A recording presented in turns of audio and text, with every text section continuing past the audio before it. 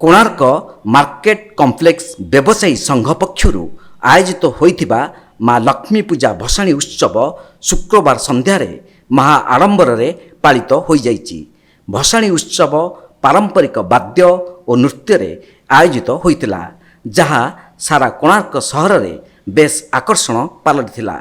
ପାରମ୍ପରିକ ଘଣ୍ଟବାଦ୍ୟ, ଘୋଡ଼ାନାଚ, ପଞ୍ଜାବୀ ଢୋଲ ଓ ସିଂହବଜା ସହ କୌତୁକ ବେଶରେ ନୃତ୍ୟ ପରିବେଷଣ ଚିତ୍ତାକର୍ଷକ ଥିଲା।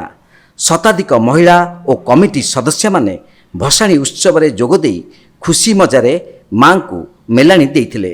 ଦୀର୍ଘ 7 ଦିନ ହେବ କୋଣାର୍କ ମାର୍କେଟ କମ୍ପ୍ଲେକ୍ସ ବ୍ୟବସାୟୀ ସଂଘ ପକ୍ଷରୁ ମା ଲକ୍ଷ୍ମୀଙ୍କ ପୂଜା ଆରମ୍ଭ ହୋଇଥିଲା। ଆକର୍ଷଣୀୟ ଟେଣ୍ଟ, ଆଲୋକ ସଜା ସହ ମନମୁଗ୍ଧକର ମେଢ଼ରେ ଦିବ୍ୟ ଦର୍ଶନରେ ମା ବିରାଜମାନ କରିଥିଲେ। ଏହି ଅବସରରେ ଓଡ଼ିଶାର ସୁନାମଧନ୍ୟ କଣ୍ଠଶିଳ୍ପୀ ଗୀତିକାରମାନଙ୍କୁ ନେଇ ଗୁରୁବାର ଭଜନ ସମାରୋହ ଆୟୋଜିତ ହୋଇଥିଲା।